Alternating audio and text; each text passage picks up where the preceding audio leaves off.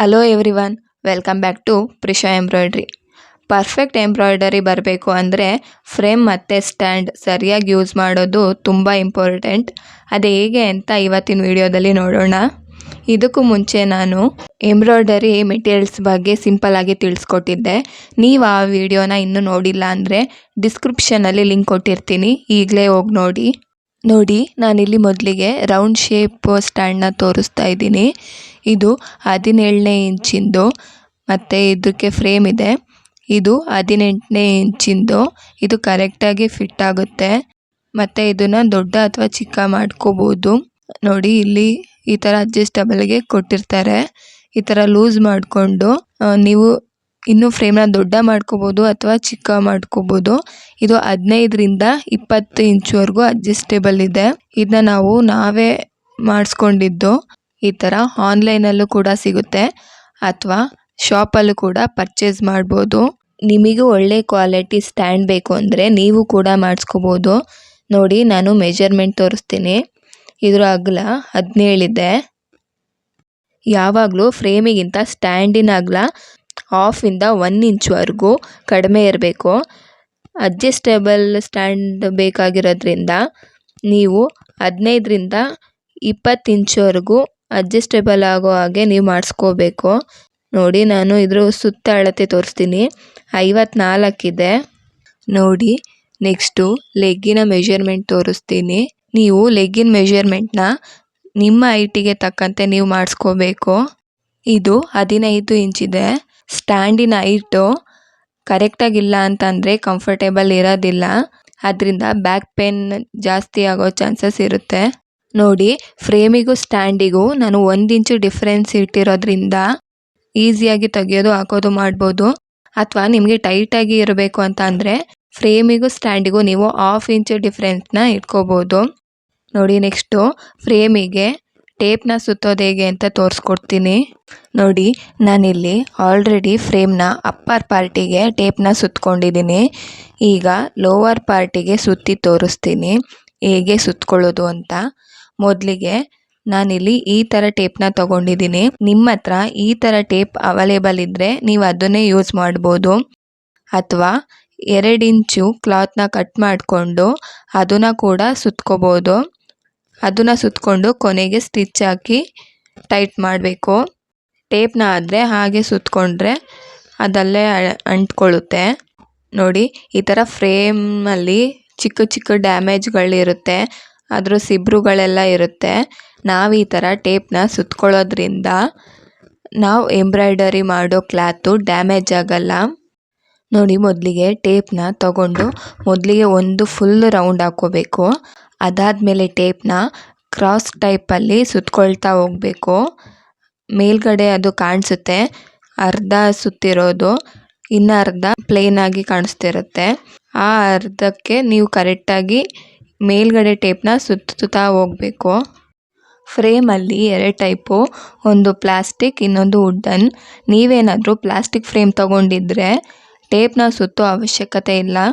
ಆದರೆ ಆಲ್ಮೋಸ್ಟು ಎಲ್ಲ wooden frame ತೊಗೊಂಡಿರ್ತಾರೆ. So ಅಂಥ ಟೈಮಲ್ಲಿ ಈ ಥರ ಟೇಪ್ ಅಥವಾ ಬಟ್ಟೆನ ಸುತ್ಕೋಬೇಕಾಗುತ್ತೆ. ಬಿಗಿನರ್ಸ್ಗೆ ಪ್ಲಾಸ್ಟಿಕ್ ಫ್ರೇಮು ಈಸಿ, ಯಾಕಂದರೆ ಅದು ಲೈಟ್ ವೆಯ್ಟ್ ಆಗಿರುತ್ತೆ. ಟೇಪ್ನ ಹೀಗೆ ಸುತ್ಕೊಳ್ಳೋದ್ರಿಂದ ಕ್ಲಾತು ಟೈಟಾಗಿ ಕೂರುತ್ತೆ.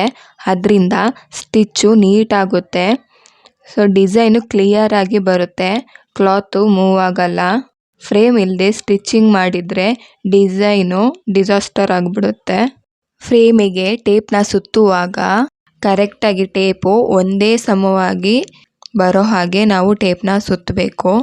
ಒಂದು ಕಡೆ ಜಾಸ್ತಿ, ಒಂದು ಕಡೆ ಕಡಿಮೆ ಟೇಪ್ನ ಸುತ್ತಿದ್ರೆ ಫ್ರೇಮು ಏರುಪೇರು ಆಗುತ್ತೆ. ಆಗ ಕ್ಲಾತು ಟೈಟಾಗಿ ಕೂರೋದಿಲ್ಲ. ಸೇಮ್ ಅದೇ ಥರ ಟೇಪ್ನ ಮುಂದೆ ಹಾಗೆ ಕ್ರಾಸ್ ಟೈಪಲ್ಲಿ ಸುತ್ಕೊಳ್ತಾ ಹೋಗಬೇಕು. ಟೇಪ್ನ ಫುಲ್ಲು ಹಾಗೆ ಸುತ್ಕೊಳ್ಳೋಣ.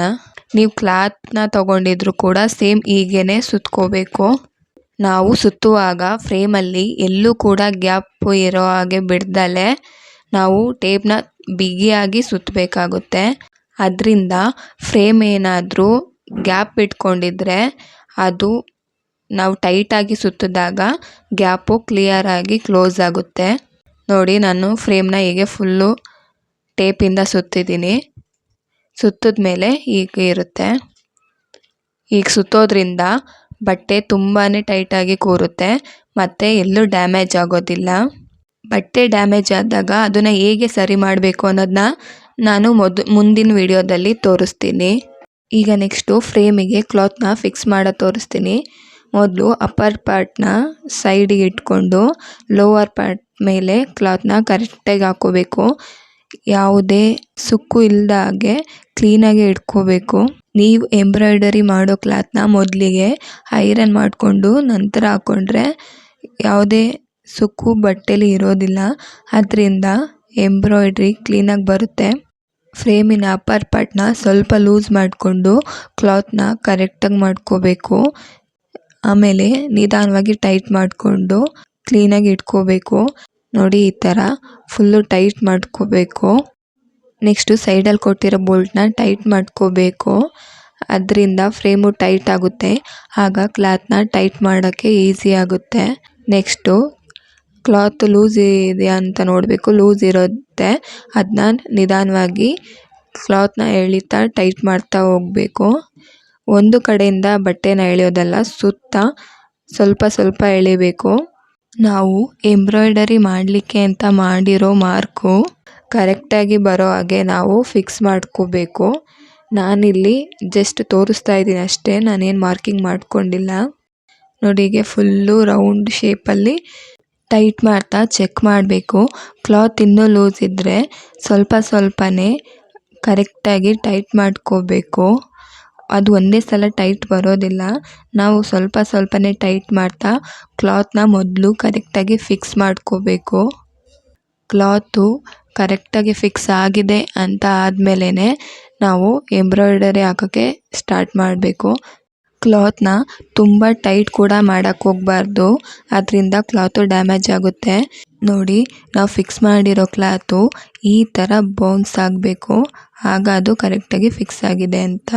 ನಿಮ್ಮ ಹತ್ರ ಎಂಬ್ರಾಯ್ಡರಿ ಸ್ಟ್ಯಾಂಡ್ ಇಲ್ಲ ಅಂದಾಗ ಫ್ರೇಮ್ನ ಹೇಗೆ ಇಟ್ಕೊಂಡು ಎಂಬ್ರಾಯ್ಡರಿ ಮಾಡಬೇಕು ಅಂತ ತೋರಿಸ್ತೀನಿ. ಒಂದು ಕಡೆ ಕಂಫರ್ಟೇಬಲ್ ಆಗಿ ಕೂತ್ಕೊಂಡು ಹೀಗೆ ಎರಡು ಕಾಲ ಮೇಲೆ ಬ್ಯಾಲೆನ್ಸ್ ಮಾಡ್ತಾ ಇಟ್ಕೋಬೇಕು. ಇನ್ನೊಂದು ಭಾಗನ ಹೀಗೆ ಸ್ಟಮಕ್ಕಿಗೆ ಟಚ್ ಆಗೋ ಹಾಗೆ ಇಟ್ಕೋಬೇಕು. ಮತ್ತು ನಿಮ್ಮ ಎಡಗೈನ ಹೀಗೆ ಫ್ರೇಮ್ ಕೆಳಗಿಂದ ದಾರ ಇಟ್ಕೊಂಡು ಆರಾಮಾಗಿ ನಾವು ಎಂಬ್ರಾಯ್ಡರಿನ ಮಾಡ್ಬೋದು. ನೋಡಿ ಹೀಗೆ ನೋಡಿ ಫ್ರೇಮು ಎಷ್ಟು ಕ್ಲೀನಾಗಿ ಕೂತಿದೆ. ನೀವು ಎಷ್ಟೇ ಫಾಸ್ಟಾಗಿ ಹಾಕಿದ್ರೂ ಫ್ರೇಮು ಸ್ವಲ್ಪನೂ ಅಳ್ಳಾಡಲ್ಲ, ಕರೆಕ್ಟಾಗಿ ಬ್ಯಾಲೆನ್ಸ್ ಆಗಿ ಕೂತಿರುತ್ತೆ. ನೆಕ್ಸ್ಟು ಬಾಕ್ಸ್ ಶೇಪ್ ಸ್ಟ್ಯಾಂಡ್ ಅಥವಾ ಫ್ರೇಮ್ಲೆಸ್ ಸ್ಟ್ಯಾಂಡ್. ಇದು 3 ಪಾರ್ಟಾಗಿ ಇರುತ್ತೆ. ಇದು ಮೊದಲನೇ ಪಾರ್ಟು. ಇದು T ಶೇಪಲ್ಲಿ ಇರುತ್ತೆ. ನಾನು ಇದ್ರ ಸೈಜ್ನ ತೋರಿಸ್ತೀನಿ ನೋಡಿ. ಇದ್ರ ಉದ್ದ 17 ಇಂಚು ಮತ್ತು ಇದು ಅಡ್ಡವಾಗಿ 21 ಇಂಚಿದೆ. ಒಟ್ಟು ಇದು 2 T ಶೇಪಲ್ಲಿ ಮಾಡಿಸ್ಕೋಬೇಕು. ಎರಡೂ ಕಡೆ ಬ್ಯಾಲೆನ್ಸಿಗೆ 2 ಸೇಮ್ ಹೈಟ್ ಇರಬೇಕು. ನೆಕ್ಸ್ಟು ಎರಡನೇ ಪಾರ್ಟು ಸ್ಟ್ರೈಟಾಗಿ ಇರುತ್ತೆ. ನೋಡಿ ಇದಕ್ಕೆ ಅಡ್ಜಸ್ಟಬಲ್ಗೆ ಅಂತ ಈ ಥರ ನಟ್ಟಿಗೆ ಮೊಳೆನ ಅಟ್ಯಾಚ್ ಮಾಡಿದ್ದಾರೆ. ಬೇಕು ಅಂದಾಗ ನಮ್ಗೆ ಎಷ್ಟು ಬೇಕೋ ಅಷ್ಟಕ್ಕೆ ಅಡ್ಜಸ್ಟ್ಮೆಂಟ್ ಮಾಡ್ಕೋಬೋದು. ಇದರ ಸೈಜು ನೋಡಿ 19 ಇಂಚು. ಇದು ಸೇಮ್ 19 ಇಂಚೆ. ಕೆಳಗೆ ಅಡ್ಜಸ್ಟೇಬಲ್ಗೆ ನಟ್ ಬಂದರೆ ಮೇಲ್ಗಡೆ ಈ ಥರ ಹೋಲ್ ಇರುತ್ತೆ. ಬಾಕ್ಸ್ ಫ್ರೇಮ್ನ ಅಡ್ಜಸ್ಟ್ ಮಾಡ್ಕೊಳ್ಳೋಕ್ಕೆ ಅದಕ್ಕೆ ನಟ್ಟು 4.0 ತಗೊಂಡಿದ್ದೀವಿ. ಈಗ ಸ್ಟ್ಯಾಂಡ್ನ ಹೇಗೆ ಫಿಕ್ಸ್ ಮಾಡೋದು ನೋಡೋಣ.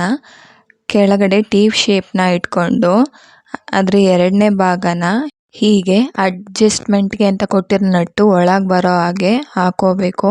ಮತ್ತು ಎಷ್ಟಕ್ಕೆ ಬೇಕೋ ಅಷ್ಟು ಹೈಟಿಗೆ ಫಿಕ್ಸ್ ಮಾಡ್ಕೋಬೇಕು. ಹಾಗೆಯೇ ಎರಡೂ ಕಡೆ ನಾವು ಫಿಕ್ಸ್ ಮಾಡ್ಕೋಬೇಕು.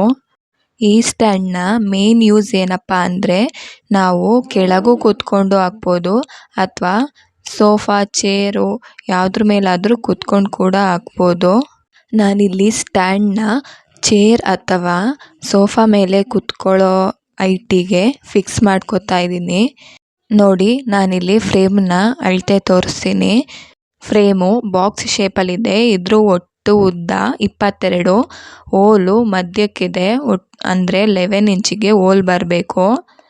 ಆ ಹೋಲ್ನ ಸ್ಟ್ಯಾಂಡಿಗೆ ಫಿಕ್ಸ್ ಮಾಡಿ ನಾವು ಆವಾಗಲೇ ತೋರಿಸಿದ ನಟ್ಟನ್ನ ಅದರಿಂದ ಹಾಕೋಬೋದು. ನಾನಿಲ್ಲಿ 4.0 ಸೈಜಿನ ನಟ್ ತೊಗೊಂಡಿದ್ದೀನಿ. ನೋಡಿ, ಕರೆಕ್ಟಾಗಿ ಅದರ ಹೋಲಿನ ಸೈಜಿಗೆ ಇಟ್ಕೊಂಡು ಹಾಕಬೇಕು. ನೀವು ಈ ಥರ ಸ್ಟ್ಯಾಂಡ್ನ ಆನ್ಲೈನ್ ಅಥವಾ ಅಂಗಡಿಯಿಂದ ಆರಾಮಾಗಿ ಪರ್ಚೇಸ್ ಮಾಡ್ಬೋದು. ನೀವೇನಾದರೂ ಅಂಗಡಿಯಿಂದ ಪರ್ಚೇಸ್ ಮಾಡೋದಾದರೆ 1000ಇಂದ 1500ವರೆಗೂ ಕಾಸ್ಟ್ ಆಗುತ್ತೆ. ಆದರೆ ನಾನು ಯೂಸ್ ಮಾಡೋ 2 ಸ್ಟ್ಯಾಂಡ್ನ ನನ್ನ ಬ್ರದರೇ ಮಾಡಿಕೊಟ್ಟಿರೋದ್ರಿಂದ ನಮಗೆ ಮೇಕಿಂಗ್ ಚಾರ್ಜಸ್ ಬಂದಿಲ್ಲ, ಜಸ್ಟ್ ಮೆಟೀರಿಯಲ್ಸ್ ಚಾರ್ಜಸ್ ಅಷ್ಟೇ ಆಗಿದೆ. ನೀವು ಈ ಥರ ಸ್ಟ್ಯಾಂಡ್ ಮಾಡ್ಕೊಳ್ಳೋದಾದರೆ ನಾನು ಸ್ಟ್ಯಾಂಡಿನ ಫುಲ್ಲು ಸೈಜ್ನ ತಿಳಿಸ್ಕೊಟ್ಟಿದ್ದೀನಿ, ನೀವು ಆ ಅಳತೆಗೆ ಮಾಡಿಸ್ಕೋಬೋದು. ನೋಡಿ, ಸ್ಟ್ಯಾಂಡು ಎಷ್ಟು ಫ್ಲೆಕ್ಸಿಬಲ್ ಆಗಿದೆ. ಒಂದು ಸಲ ಕ್ಲಾತ್ನ ಫಿಕ್ಸ್ ಮಾಡಿದ್ರೆ ಫುಲ್ ಎಂಬ್ರಾಯ್ಡರಿನ ಒಂದೇ ಸಲ ಮುಗಿಸ್ಕೋಬೋದು. ನಾನು ಕ್ಲಾತ್ನ ಫಿಕ್ಸ್ ಮಾಡೋಕ್ಕೆ ಈ ಥರ ಕ್ಲಿಪ್ನ ಯೂಸ್ ಮಾಡ್ತೀನಿ. ಇದನ್ನು ನಾನು ಆನ್ಲೈನಲ್ಲಿ ಪರ್ಚೇಸ್ ಮಾಡಿದ್ದು. ನೀವು ಏನಾದರೂ ಪರ್ಚೇಸ್ ಮಾಡಬೇಕು ಅಂದರೆ ಲಿಂಕ್ನ ಡಿಸ್ಕ್ರಿಪ್ಷನಲ್ಲಿ ಕೊಟ್ಟಿರ್ತೀನಿ.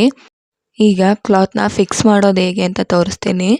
ಮೊದಲಿಗೆ ನಾವು ಎಂಬ್ರಾಯ್ಡರಿ ಮಾಡಬೇಕಾಗಿರೋ ಕ್ಲಾತ್ನ ಫ್ರೇಮ್ ಮೇಲೆ ಈಗ ಹಾಕ್ಕೊಂಡು ಕ್ಲಿಪ್ಸ್ನ ಹಾಕ್ತಾ ಬರಬೇಕು. ಆದಷ್ಟು ಕ್ಲಿಪ್ನ ಪಕ್ಕಕ್ಕೆ ಹಾಕ್ಕೋಬೇಕು.